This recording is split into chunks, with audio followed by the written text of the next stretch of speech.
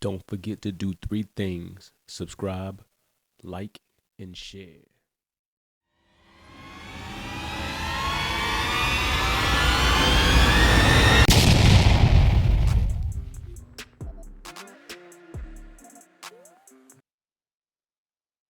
What's going on? This is Nick from On the Block with Nick, a podcast designed to inspire, educate, and inform somebody somewhere around the world.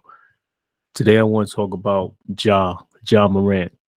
If you don't know who Ja is, he's a high flying, acrobatic, highly talented uh, basketball player for the Memphis Grizzlies. Unfortunately, he's going through a lot of stuff right now, and it's self inflicted. So I kind of want to walk through the timeline of events surrounding everything that's going on. And I'm hoping that whoever's listening, the youth, understands that it is important for you to conduct yourself and represent yourself a certain way, especially if you're a high profile individual, because it can easily be taken away. And this is what we're seeing right now: the self destruction and fall of Ja Morant. Is it going to last, or is he going to lose everything? I don't know, but I hope that he learns from it. I hope that he learns from it, and I hope he is able to bounce back. So let's talk. On around February 5th, there was an incident with him involving the Indiana Pacers. Supposedly, after the game, it was a van with Ja Morant in it, and it was a Pacers traveling team. He rolled up in a van and shined a laser light, green laser light on the players. A security guard was like, it definitely was a gun, um, but they couldn't prove it. So no charges were filed. But that was like the start of everything, so to speak.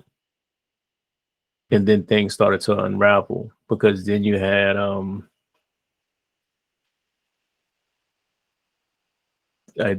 them reporting on events that happened. I want to say in the summertime. I want to say it happened sometime in the summertime. I don't know the exact dates, but this is where it's lining up in this order. So the first incident was Ja was supposedly um, at his house playing a basketball game, and he got into it with a 17-year-old.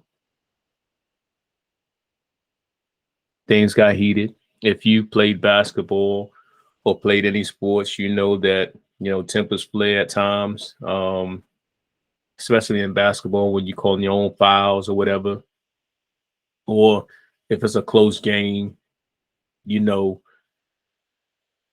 temperatures are up, you know levels on 10, very competitive and aggressive. So apparently that was what was going on at that moment. They got into a little altercation, and the teenager supposedly made the remarks, "I'll come back and I'll light this place up like a firecracker," something to that effect. And Ja was like he was just defending himself, um, and that was that incident. Then another incident happened again. involving his mother. She worked at a local finish line in the mall. She had an altercation with an employee. She called Ja, and if you get a phone call from your mom's, regardless where you at, what you doing, and she tells you, I'm arguing with, that's all you got to hear. I mean, you're not thinking rationally. So supposedly she makes the phone call. He goes down to the mall with around 10 of his friends. They get into it with a security guard. The security guard files a police report saying that he was threatened and they was going to beat him up, etc. Um, and that was that incident.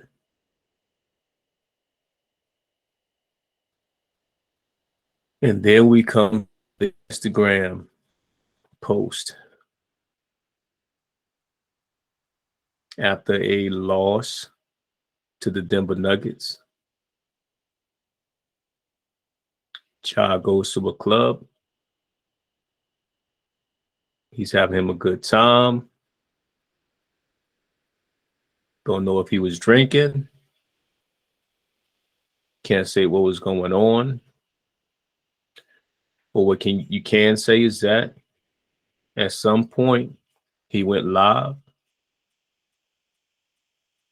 and pulled out a gun. And that was the next incident that he's come under fire for. But now he's said he's taking time away from the team to basically better himself in so many words.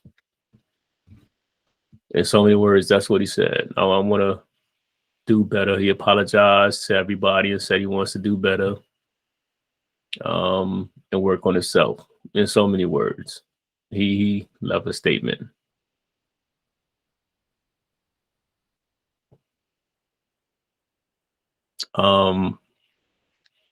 Up until this point, he's still away from the team.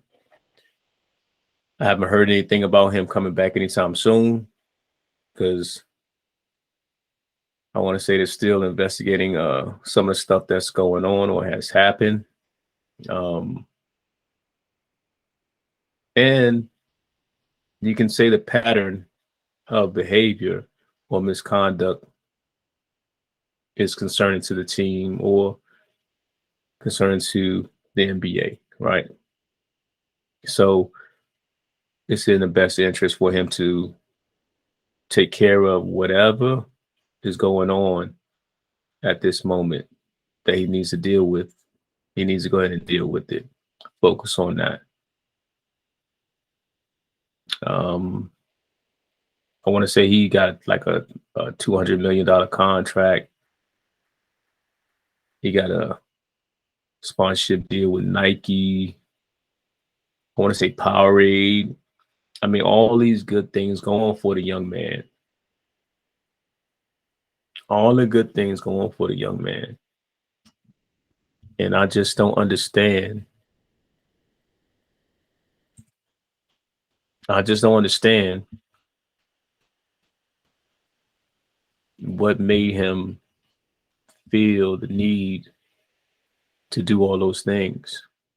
You can talk about Michael Jordan, but he wasn't letting nobody mess with his bag, right? He wasn't letting nobody mess with his brand. And I think it's sad that a young black man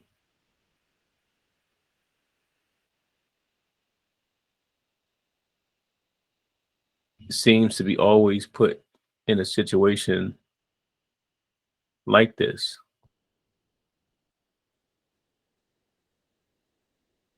Now, I'm not saying it's anybody else's fault. I'm saying that He needs to make better decisions. He needed to make better decisions at this time. He needed to make a better decision at that point in time. And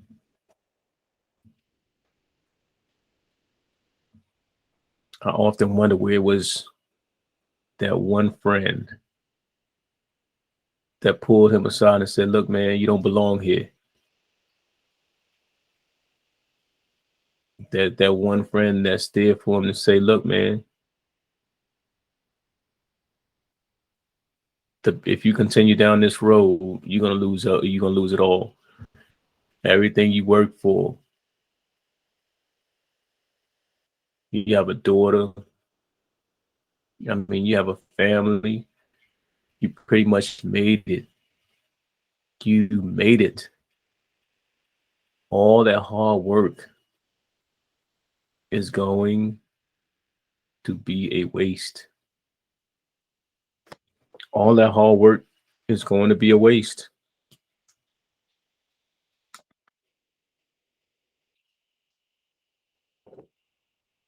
It's going to be a waste. You have to think about your daughter. You put things in place to build generational wealth so she doesn't have to worry about college. She doesn't have to worry about anything.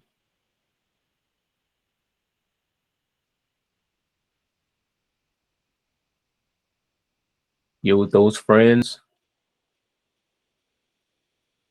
or whoever you're hanging around.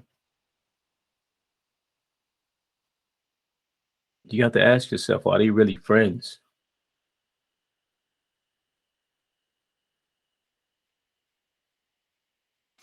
If you were to lose everything, are they still going to be there for you? Is the phone going to ring?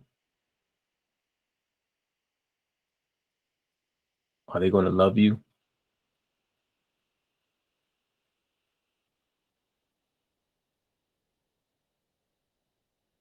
And I hope that our young generation looks at what's going on and doesn't and don't.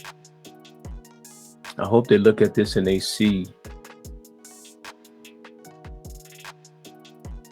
how quickly things can turn around. All right, I'm gonna wrap it right here. I got the block hot and I'm out.